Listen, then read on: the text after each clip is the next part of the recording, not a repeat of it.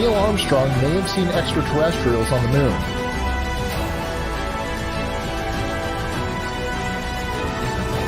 When he spies a discernible shape. That's one small step for man, one giant leap for mankind. You can deny all the things I've seen, all the things I've discovered, but not for much longer. Because too many others know what's happening out there. And no one, no government agency has jurisdiction over the truth. Welcome, everybody, to another episode of Full Spectrum Universe. My name is Rob Yox, with you always. It is going to be an incredible ride today. We're going to get real scientific. It's going to be something that I am super passionate about. It's going to be so much fun. So let me introduce my guest. This gentleman by the name of Mark Fiorentino, and he is a self-taught metaphysician who worked as an accomplished troubleshooter for a technologies company like IBM and Harris Government Systems. He worked primarily as a computer electronics technician and developed many award-winning state-of-the-art software programs that solve problems concerning failure analysis of electronic assemblies and computer systems. And he has used this skill set with the ability to identify patterns in mathematics and nature to analyze the biggest problem of them all. And I will let him go into it a little bit further. He is also an acclaimed author, and his book is completely amazing. It is The Secrets of the Universe Revealed in this book, but I will let him introduce all of it. Let's bring in Mark. Mark, how are you? Fine, thank you. It's good to be here. Thanks. Thank you for being here. It is a true honor and a privilege to talk to you today. It's what we've talked about so far, just in the green room for a minute, has sparked a ton of interest in me, and I can't wait to dive into this.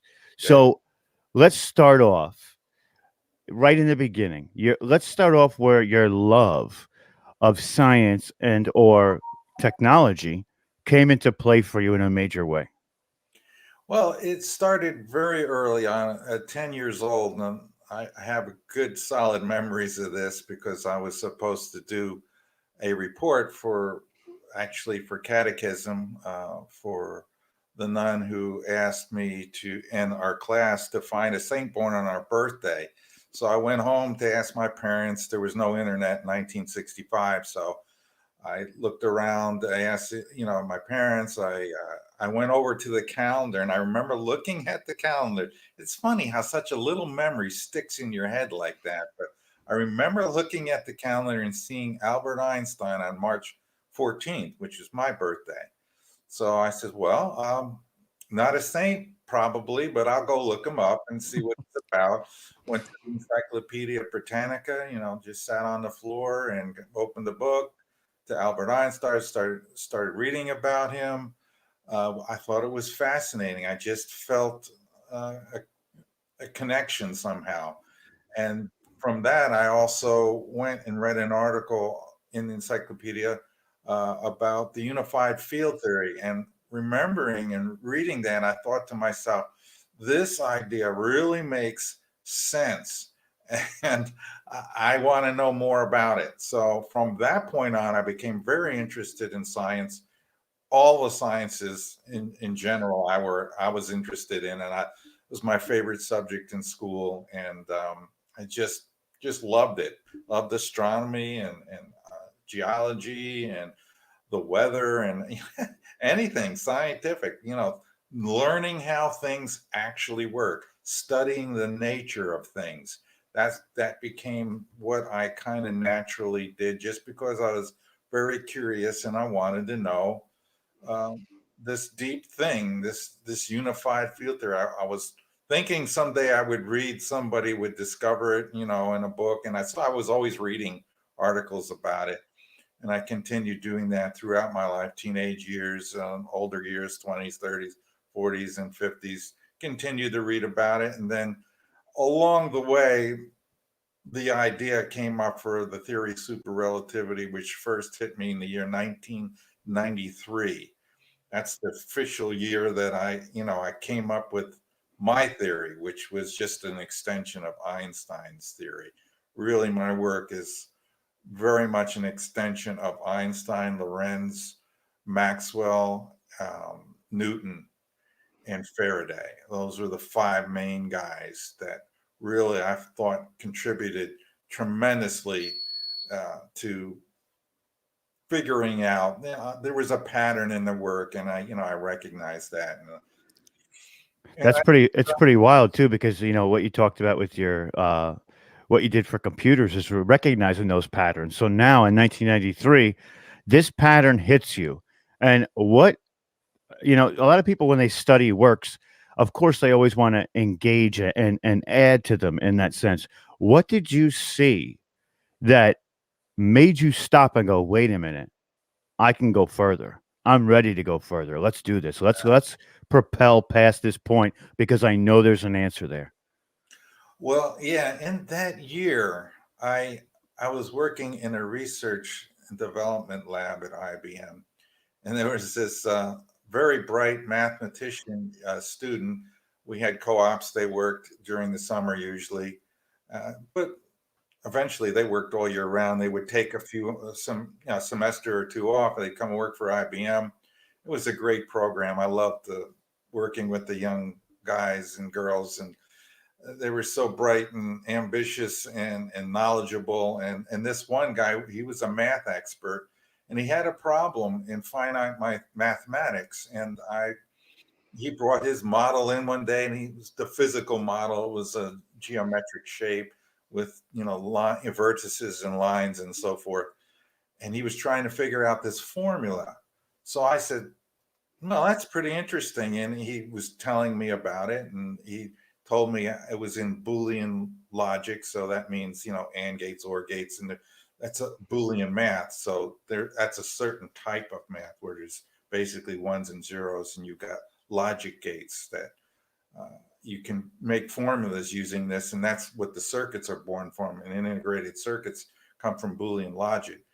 So he thought there was an equation that you could do that would generate a specific pattern of numbers that would not repeat and would eventually, sort of a random way, generate each number for a given dimension.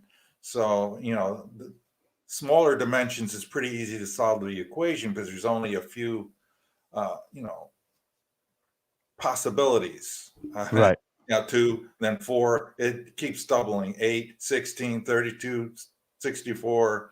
And once you get to the big side of it, it gets tremendous. So the equation has to morph each time it increases in its dimension.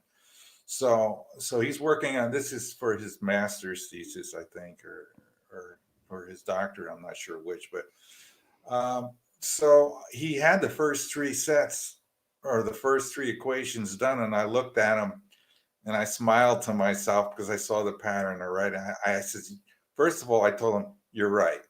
There is going to be this formula does exist. You're gonna get it."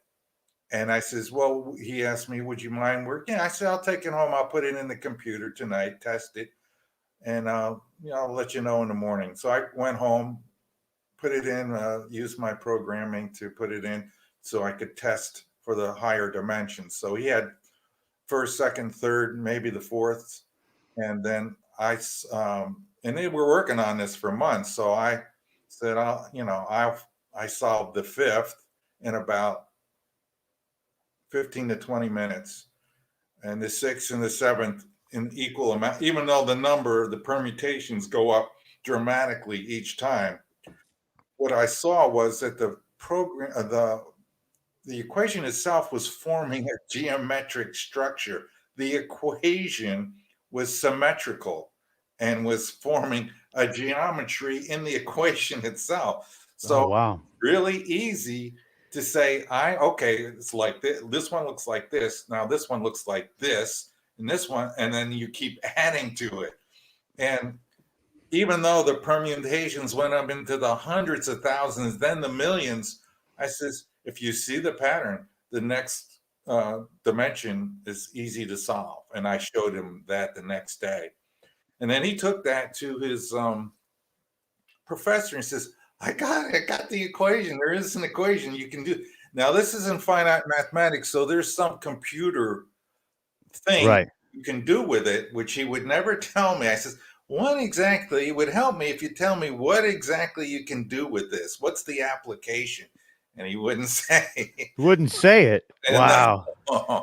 so I think it might have to do maybe with neural networks or something. That's just a guess on my part. But Wow. Yeah. Yeah. That would make sense, right? Because that exponentially is well, like, it makes it this. It has a decision-making process that's based in the Boolean logic, and it gives you every possible guess for each dimension, but right. not like 1, 2, 3, 4, and then 1, Right. 2, 3, 4, 6, 5, 6. It's like 3, 9, 12, 15, 89, 23. Some strange pattern, and so That's wild to think about that like that with the Neuralink. That's yeah. crazy. That's So crazy.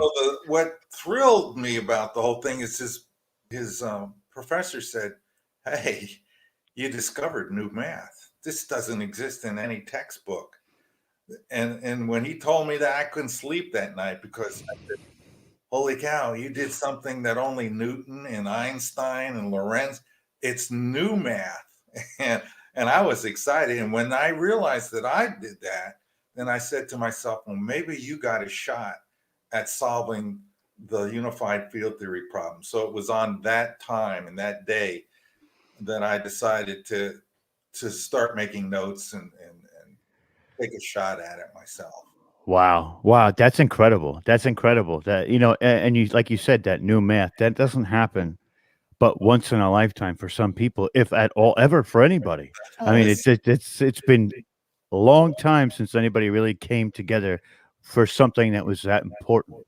I mean, I'm sure there's little advances in different types of math, but this is completely new. So if people need to grasp the longevity and the magnitude of what that means. That is basically like creating an entire new language for a civilized society. That's essentially what it is, because language is, math is like language. There's yes, numbers that are like language. So it's he's basically creating new value points. That's amazing. I didn't know that you had done that. And now let's get into a little bit of what the super relativity and unified field theory are for people who don't know it. Can we explain it a little bit? Actually take your time. Take your time, explain the whole thing so people understand it, because I'm sure you could explain it way better than I ever could. So I'll give you the floor to do it. Well, let's just start from the beginning. I'm just answering the question: is the unified field theory possible to understand? Is it real? And how do you do it? So that was, Einstein's great thing. And what was the unified field theory? Basically, electromagnetism and gravity emerge as aspects of a single fundamental field. So now we're at the base, we're at the core of reality right now. So we're dealing with three fields: electrostatic field, the magnetic field, and then the gravitational field. These are all deformations. What does that mean? Bending of space. Those three fields or forces are different types of bending of space. And the fundamental field, well, what's that? The fundamental field is the ether. It's so simple. The universe is only really made of one thing, the ether. And that's all there is. Everything else is made from that. So all the particles that make up all the objects we see in the universe, all of the particles are electromagnetic. So how does that happen? Well, first off, at the core of reality, in that very first moment, whenever the universe was born, there was nothing but charges. Electrostatic charges are vortexes, they're twists of space. And I think I got something here I can show you to show you what like an electron looks like. See how it winds like that? It starts at a point. A conical shape, kind of. That's a vortex. That's a twist of space. And you need that in order. The electrostatic charge is a twist of space. And when you have that structure, that forms within it a pressure gradient. And that's what is needed for motion. So particles need to move. This breathes life into the universe. Without particles in motion, it's dead. Nothing happens. And it's like Einstein said, nothing happens unless something moves. That was a very deep statement that went just over everybody's head. I don't think they really got it because that was an incredibly important statement. Right, And right. That makes me think of everything vibrates at a frequency when you yeah, say that, and that that's frequency part of it. Yeah. determines where it is on the spectrum and how, even as human beings and even rocks, the Earth vibrates as in the Schumann resonance. But keep going. That's Yeah. just popped in my head when you said that. So what we start with is in the theory of super relativity, we reestablished that the ether does exist, because right now scientists don't believe, or most scientists don't believe in the ether, even though they've tried, tested for it over and over again over the decades, still thinking it gotta be existing, but the experiment is flawed. And I go into my book and explain why that particular experiment, the Michelson-Morley experiment, is a flawed experiment. It will never detect the ether wind by using photons. But to get back to the basic theory of super relativity, it's founded in the ether theory, and it's also an intelligent design. So behind all of this particles, the forces, the winding, the twists of space, all of the mechanisms that are needed in order to create the force of gravity and magnetism come about from the motion of charge. So that's it basically. And then the intelligent design comes in, which is very important. One must realize that in reality, God did create everything. And I have many, many NDE people who have come forward and said, he told me, God, the light said, I created it, and he demonstrates how, and he describes it in detail. Like Father Rick Wendell said, all of these three-dimensional world is within God. There is nothing outside of God. Everything within this physical universe has to correspond to laws, and God set those laws. They are immutable as God is immutable. None of this, what we see and experience, is an accident. It is intentioned by God. And I say that in my book. When you get to the core, the foundation, the creation, all of this was by God's intention. I use the same words. The power of intention is what I speak of the most. And all of this comes about so that, we can have a physical stage to act out our lives on. And these experiences are deeply important that we take back to the Father when our lives are over. But this universe was created for life so that we can explore things and have limitations, and we can have suffering, and we can have joy and pain and all that things. But this whole design, all this clockwork, was put in motion by the Father. And if you want to know what is different from me than many scientists, especially quantum mechanics people, is that if you believe in an intelligent design, then there is a creator. And if you want to know how something works, you ask the person that created it. That's what I always did at IBM troubleshooting. When something broke down, I'd go to the people that created that something and ask them, how is this supposed to work? These are the symptoms. What's going on here? And the people who create things know what's going on. And all I did here was use other resources, mediums a little bit, but my own intuition and reading and logic and I used it all. I took information from everywhere. I didn't screen anything out and say, that's not worth it. That's not, real. If it made sense, I could verify it with experiments and other things that got included, and I used it, and I tested it, these ideas. So over time, I was able to come up with a completed theory using all the tools at my disposal that I could find.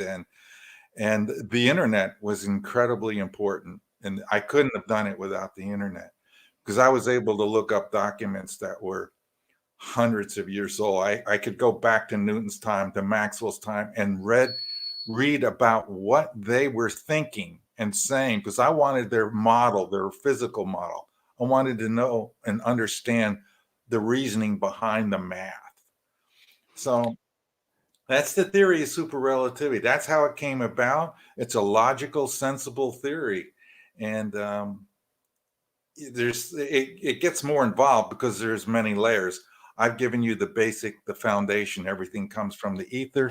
The forces are bendings of space. A magnetic field is a rotation of space that occurs as the charge that I show you is spinning. Well, the spinning causes a rotation. So when the charge moves, as it spins, the space rotates around it. That's the magnetic field. And we know in science, we know this for sure, that a magnetic field always has to have a moving charge as its cause. That they know for sure, not really paid attention to it that much, but that's the way it works. So that explains magnetism. So all that was left to do was to explain how an electromagnetic field could create gravity. And I did that in my book. I admire the way you went about it too, using everything at your disposal to make what you know to be fact become apparent to other people, and that's tremendous. I wish I had more of that in me. Sometimes I really have to follow those guidelines myself a little bit more. But this to me is super fascinating, because when we explore, like I was talking to you before, when we explore things that are, let's say, theorized, or what reality actually is, and you hone it down here into a scientific equation, which then we can use to further other fields based on this theory. That's why it's so important. I think this is such important work too. And sometimes when somebody like yourself comes out with these incredible findings, science has pushback for one reason or another. Have you received pushback from the scientific community against your theory? A little bit in certain meetings where there's some physicists present. Not all physicists do this.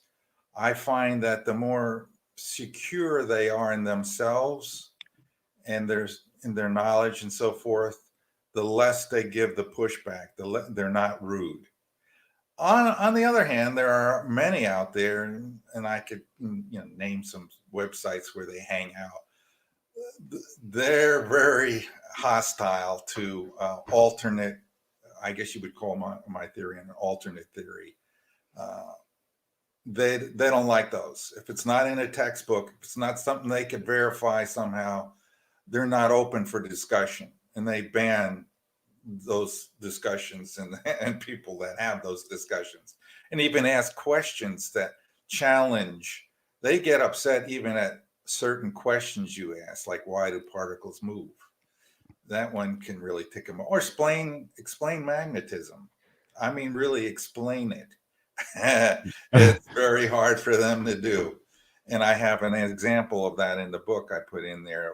Richard Feynman attempts to explain magnetism, and it's not it's an epic fail. But I respect the man. He's a great man, and I like him a lot. But he should have just said, we don't really know how it works. Instead, he tried to tell the guy, you don't have enough background to really understand this. Even if I did the math and did all these things, you're not going to understand it. So, he just goes on for 20 something minutes. Wow. That's ego. That's ego. He doesn't want to admit that he didn't think of it first. And that's how I feel a lot of scientists are like that. If they don't come up with it, they're going to denigrate it until, because it didn't come from them.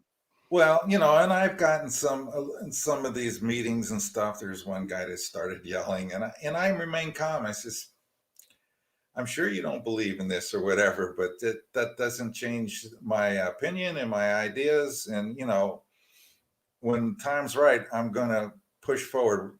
Right now, what I'm doing is going to these types of shows, because everybody's open-minded. They're excited about this and they understand it.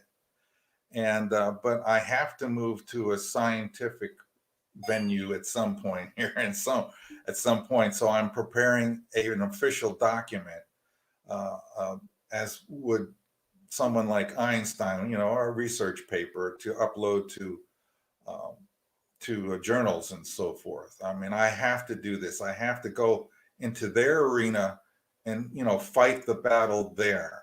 I got to give them a chance to look over my ideas with the math and everything, and I'm working on that right now. As soon as I can finish that, they're going to get uploaded, and then we'll see how it goes. Will there be some pushback?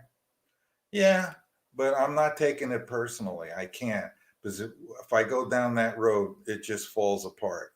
You can't take this stuff personally. It's my job to get this information out there, and I'm not going to apologize for it. And I'm just going to go forward. And I realize that some people are not going to embrace it for various reasons, while others will. Hopefully we get enough people on the right side of this thing, because what's the big bonus? Why am I doing this? It's because I want to get anti-gravity into the mainstream of life. I want everybody to have, and we're going to need anti-gravity and interstellar spacecrafts for safety, for the perpetuation of our species, because this planet could go bad at any time, and we're going to need to be able to go somewhere else and colonize and continue on. So it's vitally important that I succeed, so I'm going to give it the best I have. And that is, so you're doing something that is so selfless in that act as well, because you're going to face this pushback a little bit, which is fine. Some people can handle it, some people can't. I like to think I have thick skin too, and I could take, since I am on a platform like this, people say things all the time, and usually it's good, but sometimes it can be bad too. But that's another thing that I truly admire, is this information has to get out for the betterment of mankind and the species itself, for us to excel to our next phase of existence. We have to be able to go out, and by doing that, you went in to broaden the outside, and that to me is it's such a great thing. It people don't realize, like, what the like I keep saying the magnitude, but the magnitude of this discovery is epic at its core. And the fact that you said, I'm a firm believer in God. I was raised Roman Catholic. I kind of flooded away from the church itself.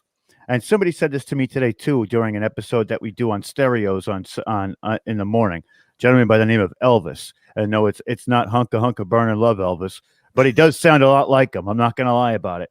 But he said you have to separate the church and faith, because the church was made by man and it's fallible by corruption. The faith is made by God, and God is infallible at his purest form. Just like you said, he's immutable. When you get down to it, this is a symbiotic relationship between everything: space, the planet, the animals, the life, the ecosystems. We are jumping from this place where we were naturalists into an age where we're almost more scientific. So we have to get back to preserving what we have, I think, as a community. And what you're doing is you're giving us the ability to alleviate some of that stress on the planet by making it so we can go colonize other places as well. Because are you kidding me? If I could go, to a station on Mars and stay there and do research, I would be there in a minute. And I'm sure there's hundreds of thousands of other people who would do the same thing. Not to mention, we wouldn't be such a burden here as well. But, it goes with what's the next step in life. And I think that expanding our spirituality comes by broadening our horizons as well. So going out that far, maybe we can find other, I don't want to say species or beings, but other things like us just in this universe alone, that gives us a little bit more idea of where we came from. Yeah. Not on a fundamental level, as in we know we were created by God, but what else has he done? who are our brothers and sisters out there in this universe. Right. There's tremendous amounts of knowledge to be gained by being able to converse with other species from other planets, and just seeing other planets and seeing different types of biology, and it's just it's going to be a good thing for us to join our brothers and sisters in the stars and become, stop being terrestrial so much and start to be more celestial in our explorations. And it's an evolution. What I'm talking about is the evolution of man. I want to help bring that about, and the best way to do that is to build starships so that we can know for sure there are alien species, and stop with this, oh, it's a bunch of baloney. Of course there are. Mathematically, if you look at it, the amount of planets and stars that are in just this universe alone are staggering, the amount. How could there not be life elsewhere? What are all these people seeing in the sky, these UFOs? Are they all wrong? Are they all seeing Venus or swamp gas? I don't think so. Even if it's only 1% that are alien aircraft, then there's aliens. But believe me, the percentage is much higher.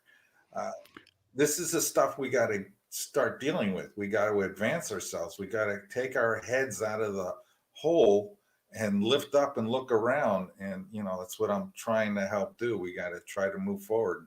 So it's in everybody's best interest here on the planet Earth to move forward, build the starships, build the anti-gravity machines or the hovercrafts, which will be incredibly useful for people on Earth. And I talk Absolutely. Now, if you could explain to people, if let's say we had an aircraft or a spacecraft and we wanted to use anti-gravity, how do you think that it would be used, and what exactly would it do to get us out there that fast? Well, I discovered something while working on my last job, sitting at my desk. I looked at this thing, the standard model, found the pattern in it, which led me to the discovery of slipwave, but it also led me to the discovery of what causes gravity and what doesn't cause gravity. And it's all about a specific type of motion. So I don't want to deviate too far from the question, because you're asking about, traveling into interstellar space. So what's important, so I don't want to deviate. I was about to deviate there. I'm taking it back on to the question here. What we want to do in order to travel into other star systems, we have to break the light speed barrier. And in order to break the light speed barrier, you have to bias space. You have to do things to it so that you can travel within it faster than the speed of light. So what I discovered in my office years ago was the slip wave. But I got to the idea of the slip wave because I discovered the cause of gravity. And this is a lot of links I'm going to go through. But I discovered that the motion of a particular particle did not cause contraction of space, and that was the photon. Why? Why doesn't the photon have mass when all the other particles do? And basically, it was simple. All the other particles were unbalanced charges. The photon is a balanced charge. It's half positive and half negative. And when it's built in that way, its structure determines its direction of motions, which is always in a straight line, and always at a constant speed. No acceleration. That means no acceleration. If you don't accelerate, you don't contract space. If you don't contract space, then there's no gravity. So its motion was why it doesn't have gravity. And its motion was determined by its structure, its balanced charge.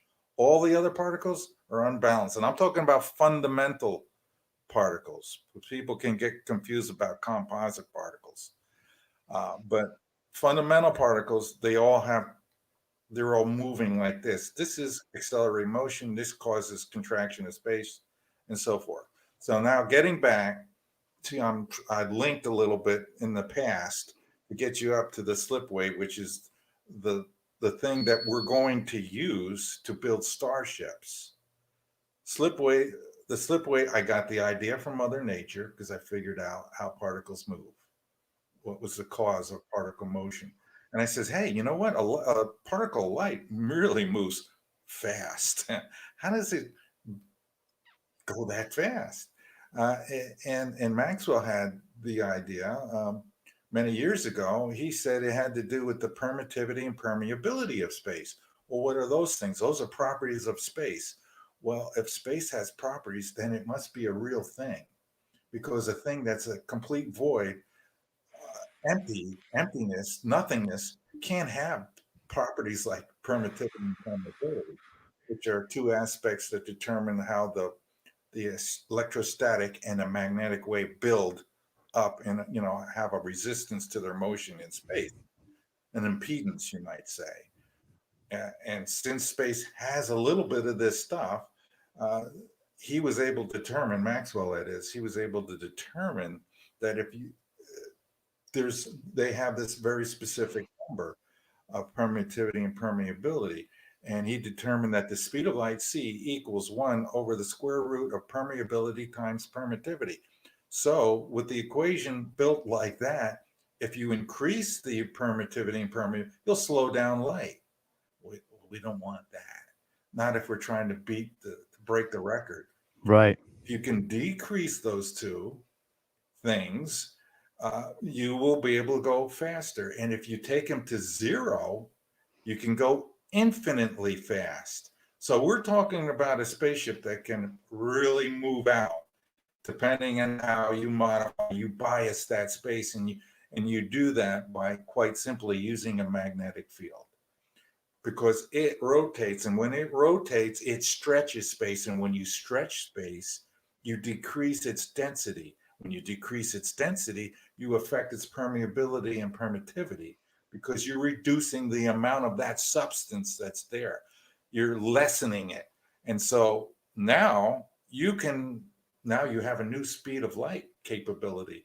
All you got to do is crank up a magnetic field, surround your ship with it, create a gradient wave, and you will have velocity in a direction, which is obviously very important. You've got to be able to propel it, not just create anti-gravity and float. That's pretty boring. Right. You got to go forward. So you got to go biasing forward. the space with a spatial bias drive, what I call a slipwave spatial bias drive, enables us to break the light speed barrier by as much as we want. You don't want to take it down to 0, because if you do that, you go so fast, you're going to be lost in an instant. You're going to be probably not just out of the galaxy, you might be out of the whole universe and in between universes. And odds are you're not going to find your way back. So you got to, be mindful of what you're doing here. When you got to know how much you're reducing space, and you got to leave enough there so that you don't go infinitely fast, but you do want to go 30 or 40, maybe 50,000 times the speed of light. That enables you to get to the next star system in minutes, not years. If you go at the speed of light, it will still take you 4.2 years to get to Proxima Centauri. That's too long. That won't work. And if you want to go farther, it's even longer. You want to get there in 15 or 20 minutes or an hour. And that's very doable with the slipwave spatial bias drive, which is detailed in my book, and how to build that, in a very simple way. And you just got to understand the principles behind it. But that's how you do it. That's how I'm sure aliens do it. Now the only other way I could think of is using a Stargate and just jumping. Right. Probably do that too. And odds are, if you see a spaceship coming out of a green mist, they're using a Stargate. That's wild. And you don't have to. You could use both are possible too. And that's the thing is, and you're literally, what you're doing is you're taking something that everybody sees on Star Trek as like a warp drive, just poop, get it through, but it's not warp, it's anti-gravity, and making it a reality, which is awesome. Yeah. We want to take this out of the realm of science fiction. All right, it was fun. It was great. I loved it. Helped inspire me and other people as well. But it's time to actually start building these things. And how are we going to do that? We got to convince mainstream science that magnetic fields can create anti-gravity and can be used for propulsion. And I'm sure the United States government knows about this already, probably since the mid 1940s. When they crashed craft over in what was it, New Mexico or Nevada? Roswell, New Mexico. Roswell, yeah. From at least that time, and they probably collected several other craft along the way in this country and probably some other countries too. And we were able to, I'm sure, reverse engineer. And some people who have flown over, usually airline pilots, over Area 51, have seen enough, have convinced me, yeah, we have this technology, and they're not going to disclose it anytime soon. But who knows? Certain things are starting to happen now. Maybe they're getting ready to. I hope so. But That's true. When they have all this information, and that's one of the things I tell people all the time too, is that, they have this basically the 180 days to disclose what they've found. And I tell everybody, do you really think they're going to tell you everything? They're going to give you a soft disclosure. They're going to tell you, okay, they might be here. We found these photos. Meanwhile, they have evidence upon evidence built up for, years, 60 years, 70 years, 80 years of these things. And, it's never going to get to that point. And I don't understand why they're holding back this information. I think that they think that it gives them power to have it. I can answer that one. Go ahead. Strategic military advantage. It's just that simple. He who has the craft that can fly circles around jets and rockets owns the skies. Very true. But wouldn't you think that there had been crashes other places, and some of these other governments probably have some of the same stuff that we do, if not something different? Everybody's playing dumb. I think China may have it. Now, the reason why I think China may have some is because in the Vietnam War, our boys went up against two craft, and they didn't fare well. Obviously, these craft took the sides of the North Vietnamese. And who's on the side of the North Vietnamese but the Chinese? So we were firing at these UFOs, and somehow the UFOs managed to return fire using our own. Yes, in the canal over there. It was on one of the boats that they were doing a shift. Yeah. That's right. Yeah, that's right. That was a great story too, but wild. They threw missiles back at the actual boat. So they didn't understand. That was, to me, that would be some kind of deflection magnet that just whipped them around, at mid-flight. It could be. You know what? I don't know, but it's something like that. They have technology, and it looked like to me they were testing it out to see how effective they could be against ordinary, materials that the other side has. Obviously, they were very effective, but you don't want to give that one away. That's like a last, the technology of anti-gravity and all this other advanced stuff. You want to hold that back. That's your last resort, for, if somebody makes an all-out attack or something. You have this in reserve, and you can launch things that take out all the missiles at once. And once you, reveal it in just a standard little fight like Vietnam or whatever, at a lower priority, let's say, than, a world-ending nuclear holocaust. You hold back. I think the strategy is you hold it back in that if you really need it, you could launch things that could take out all missiles at, once before they even get close to us, stuff of that nature. So right. I think, until everybody, at some point, maybe somebody just says, yeah, you got it, we got it too. And so here we are again in another standoff. Right. I think about the ultimate black ops is to show up in a UFO shaped craft that looks otherworldly.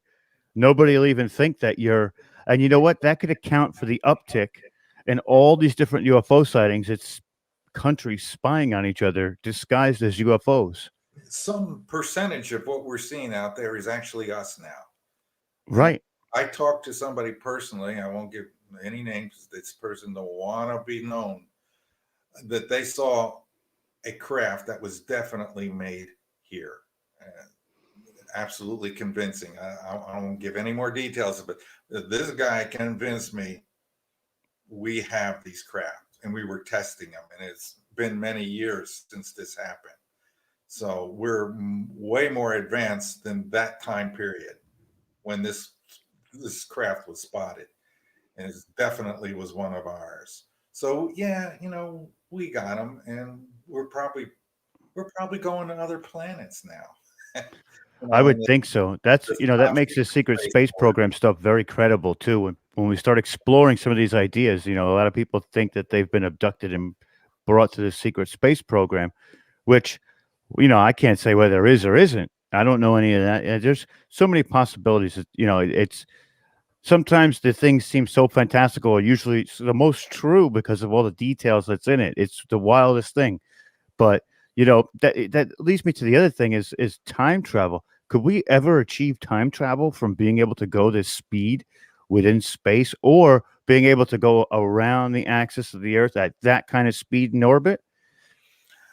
Yeah, I'm going to have to straighten this one out because this is tricky.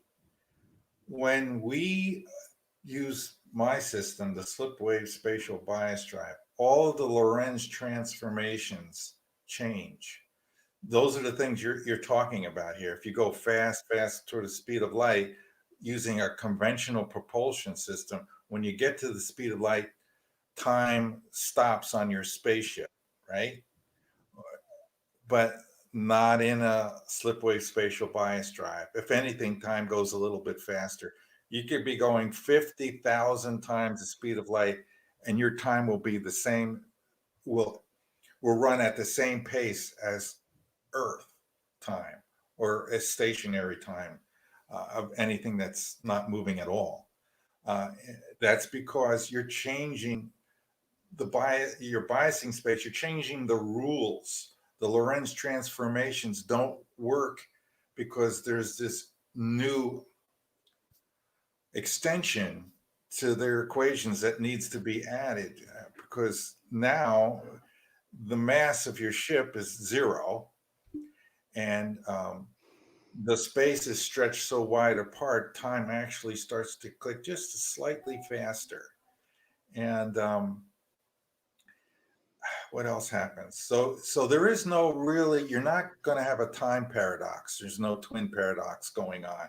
You can go in real time, which is just like Star Trek kind of says. You go over here, it takes you an hour to get there. Well, it's an hour on Earth too. You get an hour back, it's an hour on Earth. So everything, the time actually becomes like absolute, like Newton. Right. But this is because the experience of time was restricted by a velocity, which now no longer is a restriction because we can break that speed. So now the whole time thing changes, but it's in a good way because you really don't want the Lorentz transformations to kick in. Not only does time work normally in a slipwave spatial bias drive system, but also you don't have that compression or contraction of space. If we used regular rockets, the ship would start to flatten out as it got toward the speed of light. The mass would increase. The power to accelerate more would be much greater. You would need all the power on Earth, then all the power on the sun, then all the power of the universe just to get the ship up to the speed of light. This is very impractical. Plus, it's hard to be alive and live with a ship that's flat as a pancake. Right. And yes, it would happen. There's a lot of physicists who would say, no, that's just irrelevant. No, it's real. You on a ship, if you look at your watch, it's going to stop. You're not even be able to move your hand forward in the direction of the spacecraft. It's going to take all the energy in your arm to even budget an inch. You're going to be flattened back to your seat. It's not a good scenario. inertia is canceled inside of the slipwave spatial bias drive field because you pull away. The thing that causes inertia is an interaction with your mass and space as it accelerates toward the speed of light. Well, when you pull the space out, when you stretch it so thin, there's almost none there. That inertia gets canceled. So that's how these guys in UFOs, they can be moving at, 500 or, let's say 1,000 miles an hour like this and make a right turn without dying. If Right. that in a jet, our blood would clot, our hearts would stop, it would not work. You would die. You have to cancel inertia. That's a must. And the only way to do that is to bias the space. And you do that with a magnetic field. It's just that simple. And these are the things that are necessary. These are the things that have to happen for us to be able to break the light speed barrier. So, on the other hand, if that field collapses and you're going 50,000 times the speed of light, there's not going to be a recovery. Oh, it's over. It's over. Obliterated. It's extremely dangerous. That's why you want to get to where you're going fast. You don't want to take your time. You don't want to go, at 2 times the speed of light and take, 5 years to get somewhere. Because if you have a failure anywhere in that 5 years time, because you're pushing it, running lots of current through superconducting coils, and there's a failure in those coils and you have inertial leakage, people die instantly, or your ship gets folded into something unrecognizable until the whole thing fails. And then you're just a black spot moving through space at, 99% the speed of light. So you want to get to where you're going quickly, and you need redundant systems. You need to design this thing not to fail while in motion. How difficult is it to maintain this magnetic field, and is it difficult to create this magnetic field that you're talking about? And it's got to be, like you said, with superconductors, it's got to be pretty high voltage magnetic field. I mean, it's got to be some serious stuff going on. Without working with some physicists to determine, I know that the magnetic field has got to be at least in the hundreds of Teslas. That's going to be a hard, with our current magnets, that's going to be a hard thing to do. Usually when we get over 100 or so, it's only an instantaneous boom, and then the magnet is shot, so they do it for a brief moment and they got to, put a new one in there. You need steady state, high current, it needs to be superconducting wire. So over the years, knowing this, I looked for 2 things, and I looked for the Air Force to be looking for 2 things. And sure enough, they were. Air Force was there at every high magnetics lab all over the world. They were the chief benefactors of, and they still are here in the United States, although they've taken their name off of the they used to be able to say, oh, yeah, benefited or contributions from the United States Air Force at the main site there in FSU, where they have the high magnetics lab. But you could see them, the Air Force. You read articles, you find stuff, you do a little digging on the internet. Everybody who worked on superconducting stuff, they were in on it. They were either buying up or giving them money to research, because I knew they needed the superconductor wire to make the superconducting magnets. Right. This must. You can't do it with the ordinary wire. You just can't push enough current, and there's going to be heat problems and energy problems. With a superconducting wire, you can push large currents much easier because there's no resistance. So, and then there's a power source. And, anybody who had any ideas about, a power source the size of a basketball that could generate maybe a megawatt or 2, they were interested in that too. Mm-hmm. So that's wild. And then the other thing, of course, with few people know, or very few people know, is that it's very helpful to build the hull of your ship out of a left-handed material, which is it's also called, there's another name for it. Gosh, I can't think of the name right now. We can Google it. That's the power of the computer. It's a material that allows you to manipulate the permittivity and permeability within the material. And I can't think of the name of it, but it's called left-handed material. And but UFO guys know it by another name. Wow. It's not going to come to my They head. have like Rensselaer Polytechnic Institute talking about left-handed materials, and CERN's been using it. I mean, you're talking about lenses that they made out of it. This is Fractal wild. lenses. You're right. Fractal lenses is a metamaterial. Wow. Wow. There it is. I got it. It just popped in a metamaterial. That's So, it. See, teamwork makes the dream work. That's how we do it on this show. well, the fractal lenses is a good example. Hey, it's existing. I read it on ResearchGate. People have achieved making, a metamaterial that basically allows electrons, I guess, or light particles within the material to travel infinitely fast. That's their claim. Material scientists and physicists, that's their claim. And because it has that property, you can make some really nifty things with it. That's wild. So, there's a lot of detail that I don't know about. I won't get into, but there are many practical applications for that kind of material. And you'll find that most alien spacecraft will have, if it's the real deal, they really got a piece of one, it'll be a metamaterial. Why? Because that material will skate through space much smoother and easier than a material with ordinary configuration. Because you can reduce within the material the permittivity and permeability. That's a very helpful thing to a spacecraft. You want to do that because the field is doing that surrounds the spacecraft, but to have the material itself that way is very helpful and beneficial, I'm sure. It won't help you if you lose the field anyway, because the edges of the field will collapse and then the whole structure of that material will break down. But it's very helpful to have a structure created, a starship created with using this particular type of material.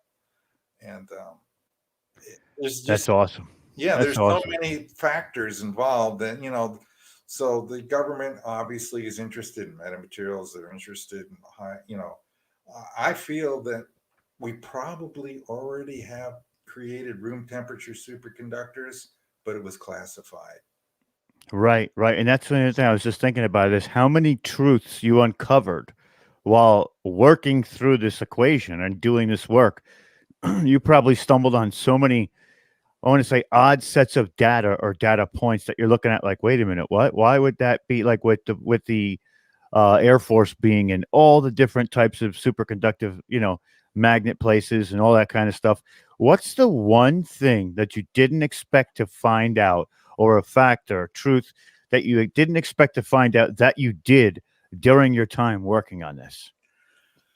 The one thing I didn't expect, and I was almost hoping that it wouldn't be possible, was going back in time. And in the last chapter of my book, I was asked and suggested that I write a chapter about a Stargate, because along with my studies, I went over the Philadelphia experiment and Project Montauk and these types of experiments, and I could see that not only were they able to do dimensional travel, but it appears that they were able to do time travel as well, interdimensional time travel. And in my next book, I'm going to talk about all of that process and the person that helped me with that process and helped me discover metamaterials, which I did not know existed until they brought them up to me and used some terminology like the fractal lens, which I also didn't know. When I read about those things, then I said, oh my God, you can't build a Stargate, because you need, in order to build a Stargate, in order to do time travel, you have to accelerate particles, either electrons or photons, faster than light. It's not going to work if you can't do that. So coming out of the framework of the Stargate frame, you're going to have particles that are moving within that framework, within that metamaterial, much faster than the speed of light. When they hit the air as they're coming out of that framework, it's like an electromagnetic shock wave that comes out because those particles are moving enormously fast. So whatever wavelength they are, when they hit free space, it's going to be compressed to ultra high frequencies. And it's going to be like using a radio. If you know the frequencies and you can manipulate that, you create a portal. Basically, it opens up and you're looking at some other time, some other space, some other place. And I would love to know the physics and the mathematics surrounding how to tune that radio. Oh man. Time. The reason why that was a surprise to me that you could go back to time, but I was very distressed, and I'm still distressed about it because I don't want them messing with the past. A card laid is a card played. Don't mess with it. Don't change it. You could break things very badly. You got the butterfly effect to worry about. People Do you say, think maybe they've done it already, and that's kind of why we have the Mandela effect? excellent. I was about to bring that word out when you said, I was going to say, well, that's the Mandela effect. Right. Two alternate timelines so close together that there's a bleed through between them memory wise. And I say this all the time, and people go, well, I don't know. I said, I'm telling you, this is what it is. Yeah, that's the subconscious still recognizes there was some sort of change that shouldn't be there, a memory that they had from before. It's strange stuff. And, I wrote that chapter. I put it in there. It's my most speculative chapter, believe it or not, by far. But it's something to consider. I just ask them to not go back in time. Future time is one thing, but well, that could also manipulate the future too. If they go into the future, grab technology, and come back to the present, you're ultimately shifting forward the technological advancements before their time, which in turn leads to cataclysm, as we've seen. And that brings me back to this scenario where it's, do movies mirror reality, or does reality mirror the movies? What came first? I think it's both ways. It definitely is. It definitely is. It's like, it's a paradox question. You get lost in it because it could go both ways. But, this is the fascinating stuff that I love touching on too. And the fact that there's evidence that supports that we have gone back in time. In 1923, in a farm, I think it's in Iowa, if I'm not mistaken, I might be wrong, it might have been Nebraska. There was a gentleman who lived nowhere near anybody, stepped out of his front door, looked over his shoulder, and saw a craft that, just like a UFO, like you're talking about. And there was a man inside of it, not an alien, a man in a silver suit, just hanging out. And when he saw him, he goes, oh crap. They make eye contact, and then the guy hides, because I thought he felt like he was going to manipulate the timeline by letting this person see him, even not even interact, but see him. Yeah, it's probably happening, and it's been happening for decades, and it's a very dangerous thing to do, and it shouldn't be done without good reason, in my opinion. But who knows what the motivations of these people are that have this control, or what their agenda is. Something else keeps popping in my mind too. It's you ever heard of a coronavisor, where they're able to see into the past through a window of sorts? I don't know how it works or anything like that, but there's been stories about being able to open up like a window and just watching, not interacting, but watching through that moment. Like they can't see them somehow, but they're there almost. I mean, what you're saying is completely possible if they tune it right, where you can't maybe walk through it, but you can view it, which would be really wild too. But there's so much that goes along with this. We could talk for hours about this, and I definitely want to get you back for a part 2, because we can go over what your next book's going to be about. But guys, I want to pull up Mark's book. If you haven't gotten it yet, get it. This thing is wild. Okay, I am getting it. I'm going to read it. These conversations fascinate me. I love this work. It's the master of reality, the super relativity and unified field theory. This is what it is. This is where we are right now. And I go like this, and this is what I say to a lot of people. And we're not finished yet, but I wanted to make sure we promote the book a few times throughout the episode. But we are meant to be here right now. God has put us in this, or our higher power, whoever you believe in, has put us on this planet for this moment. Whether we've been here several hundred times, whether it's our first time around, we are here to witness this. And Mark is here to propel us into a new age of technology and the future where we can interstellar travel and we can talk and make treaties with alien life. We can swap knowledge of the universe and how things work and ultimately get to this point. This is exciting, at least exciting, monumental at best. This is the moment, and I'm so glad you chose to come today, and it's an honor to have you here.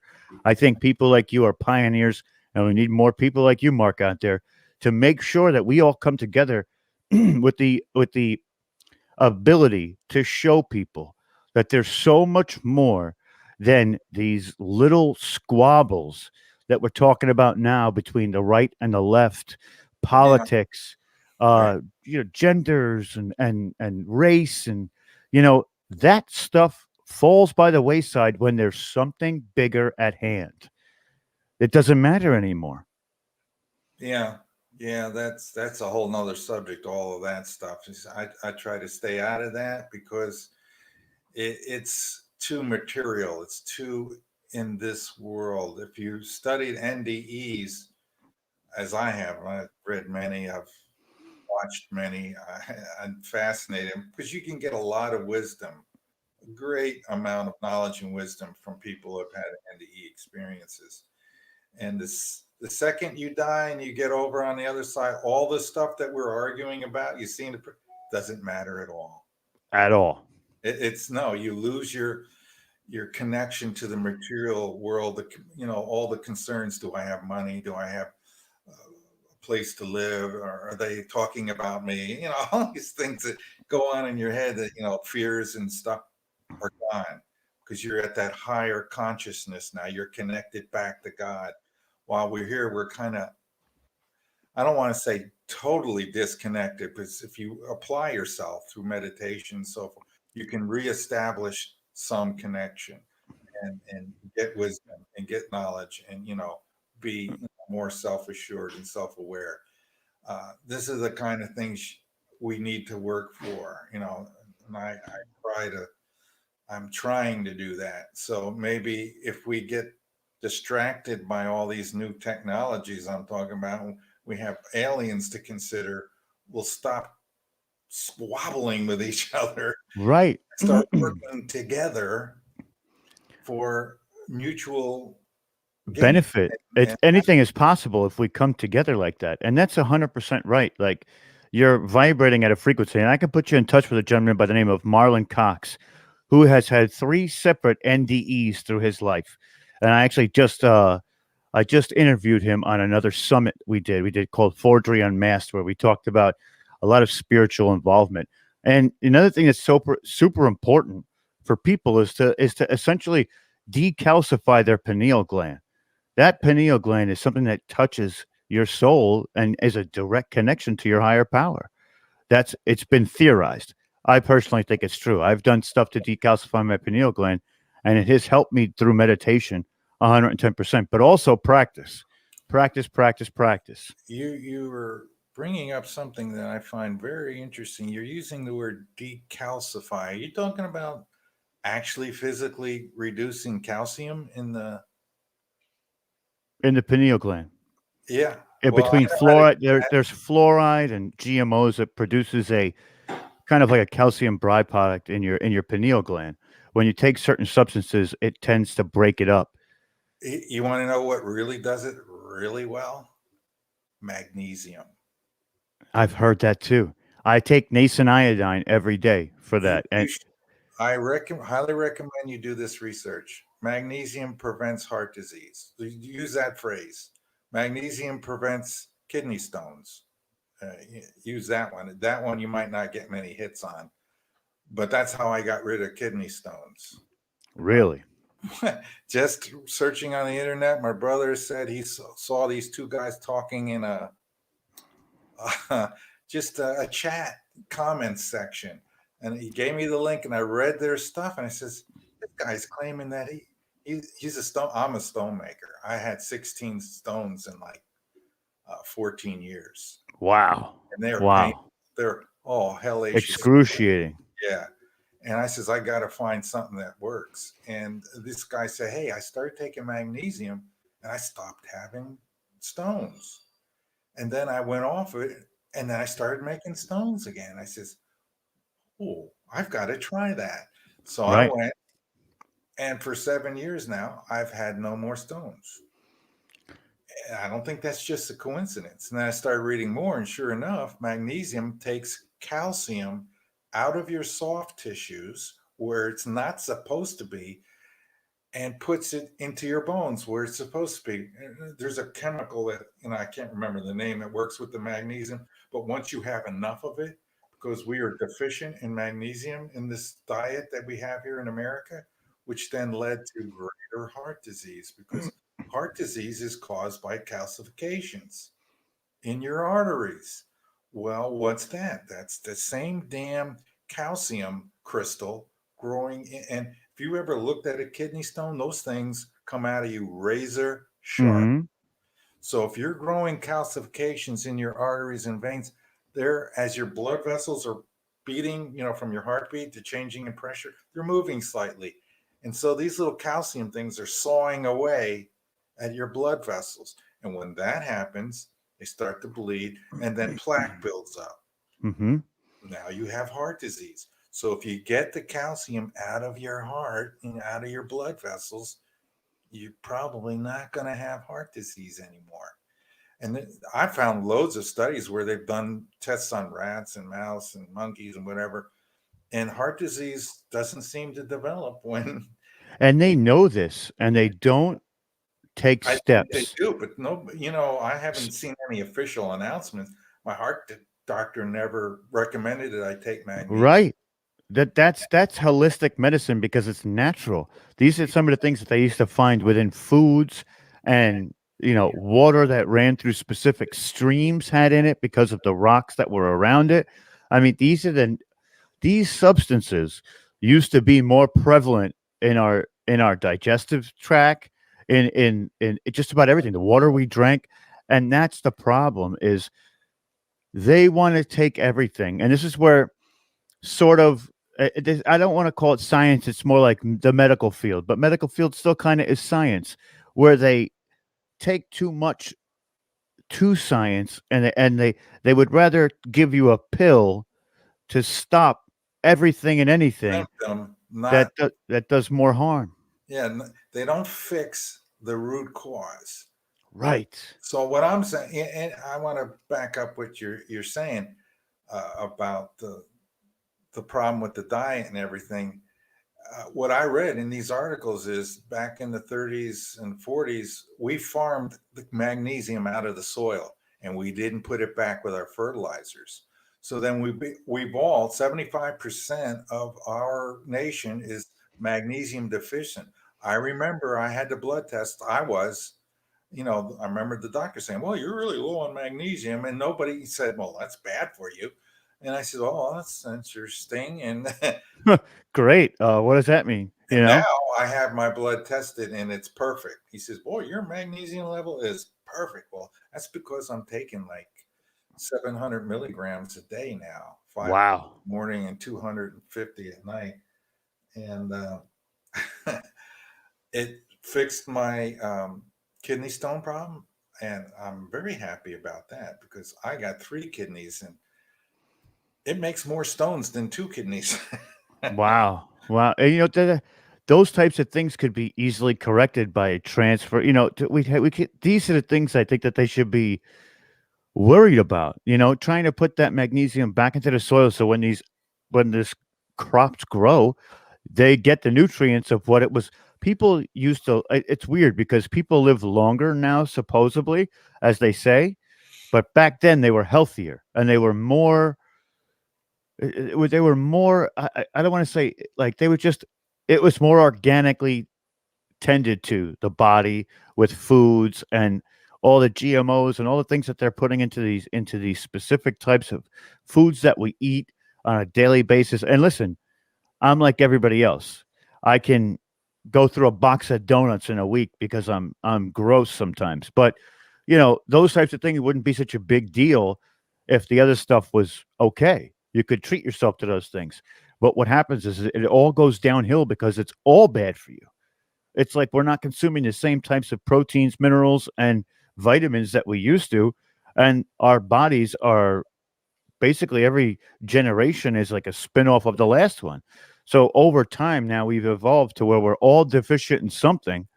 And and that goes along with mental health, physical health. Everybody's got some kind of problem now. There are no just healthy people. They're rare. Everybody has some sort of, they need something. And I think that has to do a lot to do with pharmaceuticals too and misdiagnoses. There's a lot of factors, but I think we need to start contributing some of our science to those things and regaining those essentials into our diets and getting our bodies back to the the the basically like the zero, the net zero of it, where we Well, started. if I'm right about this heart disease problem, it turns out that it wasn't what we were eating that was killing us. It was what we weren't eating. It was a deficiency. Right. How ironic is that? All this don't eat cheese. Well, yeah, don't eat, drink milk or cream. Well, yeah, you know what those things have in them? Loads of calcium. Sure, those made it worse.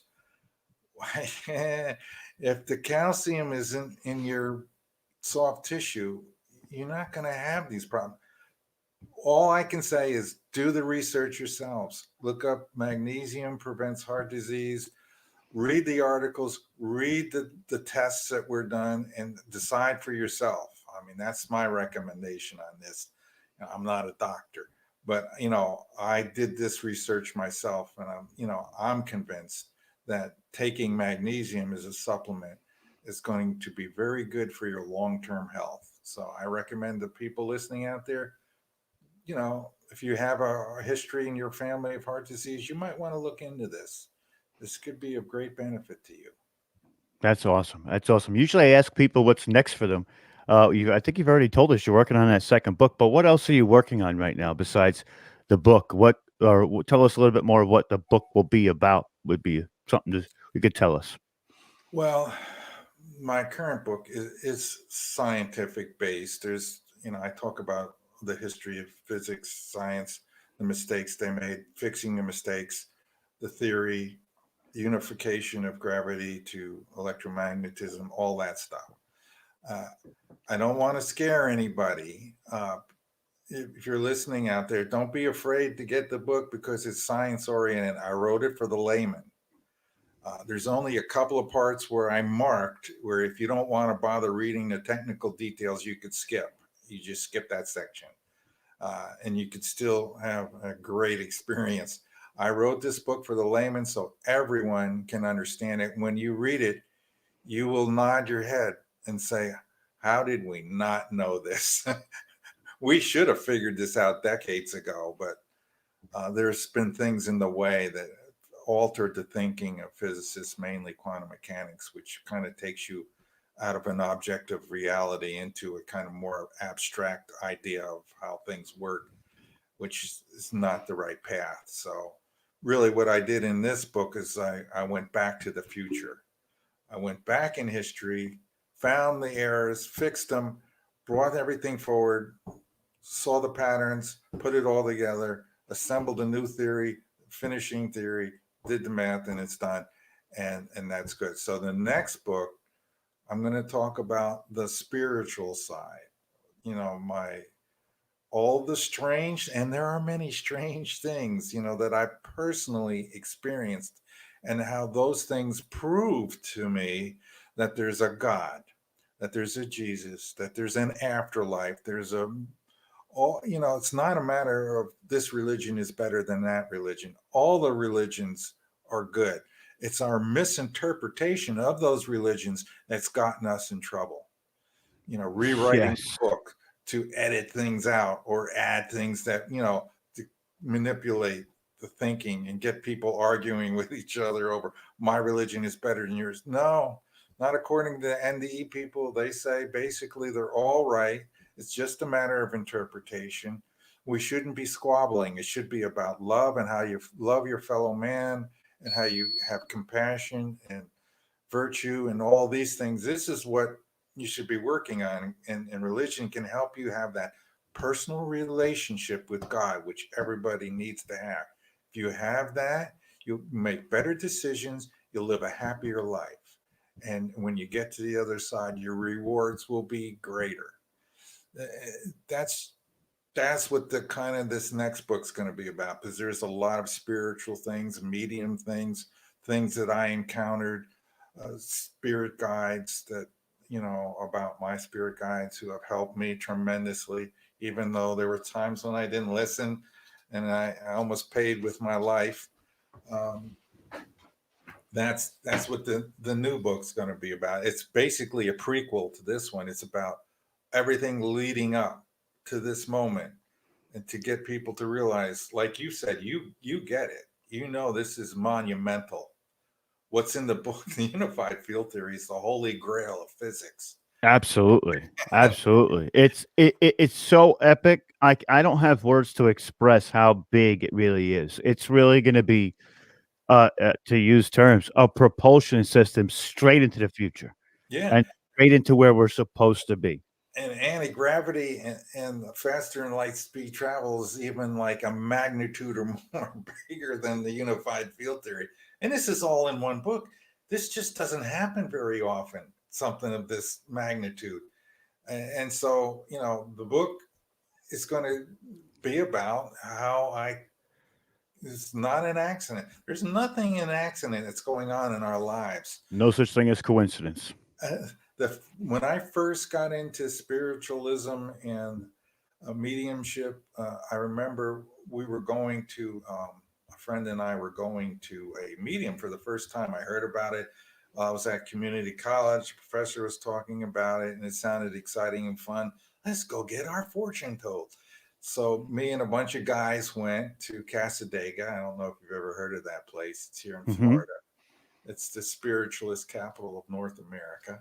And the town is loaded with mediums. Oh yeah. I actually work with a medium in one of my paranormal teams. She's also one of my teammates. Like, through everything that we do, broadcasting and all that, she's a teammate of mine. Her name is Rescue Medium Melinda. She's gone as far as to help police officers find people. I mean, she is the real deal Holyfield. I've seen a lot of them, encountered a lot of them. Some are good. Some are just BSing their way to get people to do whatever they need them to do. Yeah. Right. But she has I've seen her change skeptics' minds, even the most skeptical people. She has, like, I don't talk about a lot of people, but I've seen it. I've seen her turn the tide on the most, realist, critical thinker that doesn't believe in any of the metaphysical properties of the veil and things like that. They don't believe in any of it. So she has completely 180 these people. If I say 360, they'd be back where they started, but they're not. So, she's 180 these people, and it just to watch them embrace it is it in itself. I mean, I one thing I also love is the fascination with the human condition, the way people take information, and the way that sometimes they put these blinders on to manipulate their own reality, because reality is a construct. We all live in a reality of our own choosing, So when they don't want to hear something, and then it gets told to them, the reaction there is epically classic, whether they shut down, don't want to see it, or whether they embrace it. And I am one of those people who is ready to embrace those moments, even if I'm wrong or I might not be right on everything. But you know what? I'm the forever student. I'm here to learn, and I keep that with me every day, because somebody says things that are so profound. Like I have to watch this once we finish a couple of times, because there's so many profound things you said.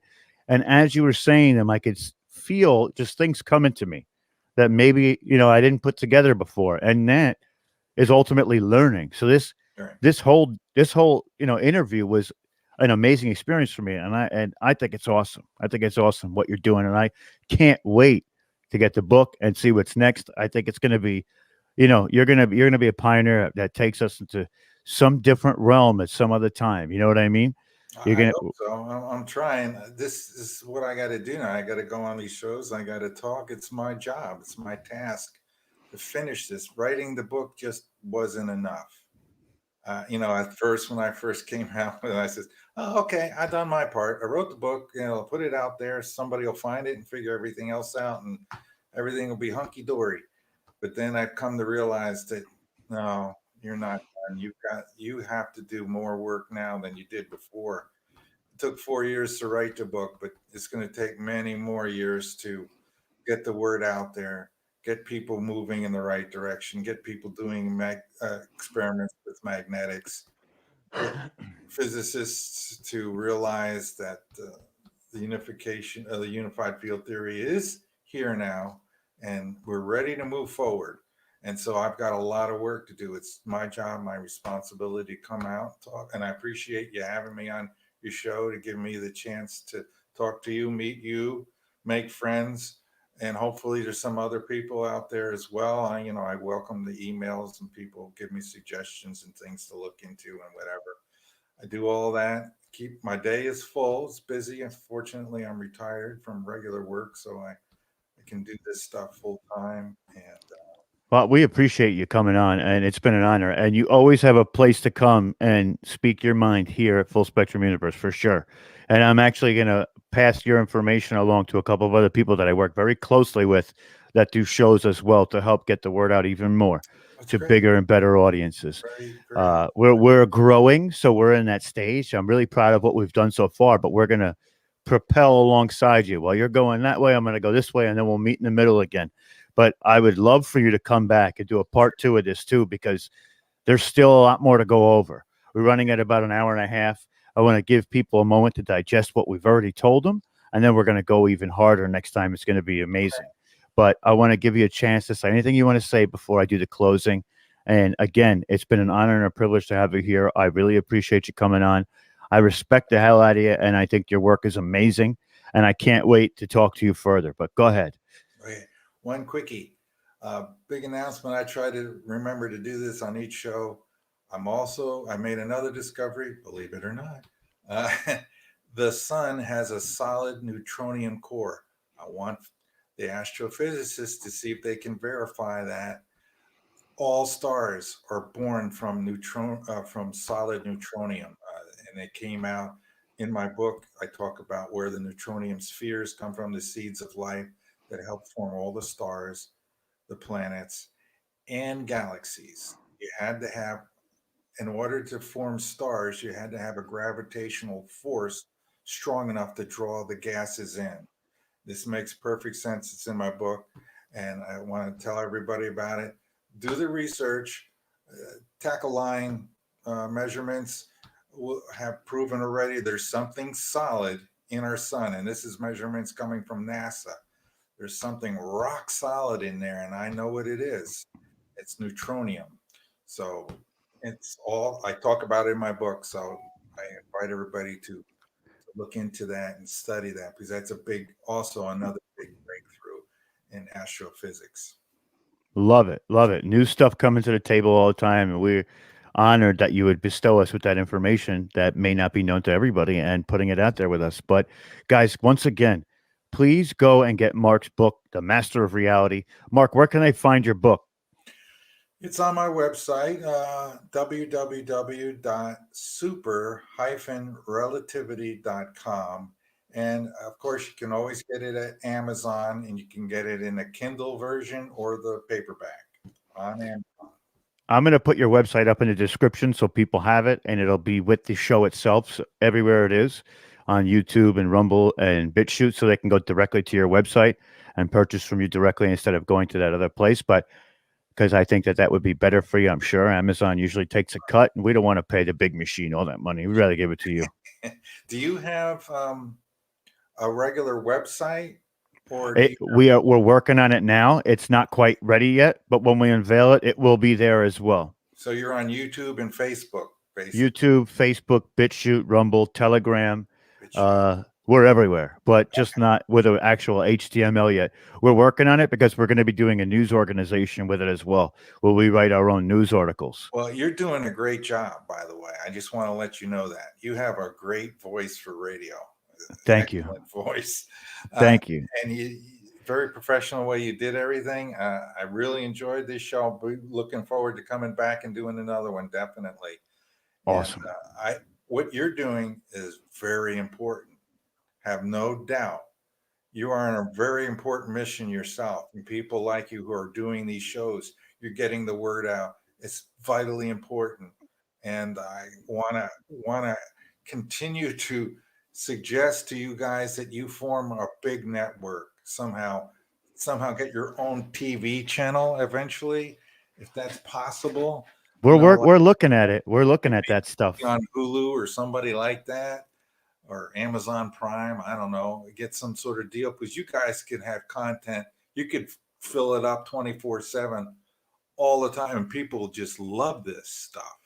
And so what you're doing is very important. Keep going. Keep doing it. Thank you. I definitely will. I have a mission and a passion for this that rivals everything else in my life.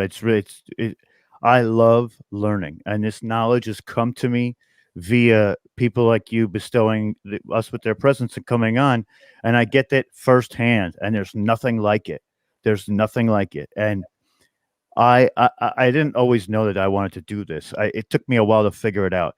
But when everything got shut down, I had a chance to redirect my energies. And I have never been happier in my entire life than doing this right now, because I know that I was gifted by God with the gift of gab, and now I'm using it for good, for things that need to be said.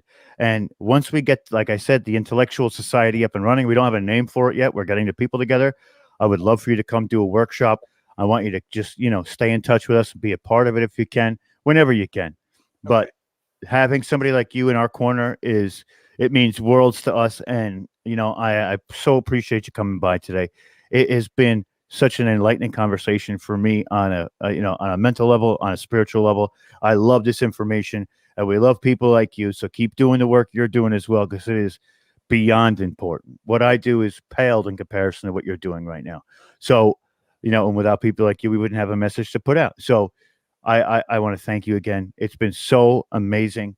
And, from us at FSU or Full Spectrum Universe to you over there, I hope everybody has a great evening or day or whenever you're seeing this, and one of the things I say at the end of every episode, don't trust everything I say. Look it up for yourself. That's the important. We need people out there to be critical thinking and researching, because the way you see it might not be the way I see it, but when we come together, magic happens. So with that note, I'm gonna take this episode out. I want to thank Mark again for coming by. He is always welcome to come back anytime he feels he wants to, and I'm going to schedule you for another show very soon, and we'll do this again. We'll do a part 2. But thank you, Mark. It's been an incredible ride. And so, guys, it's time for you to get back in your spaceship and go back to your universe, because this is Full Spectrum Universe. And we'll see you next time.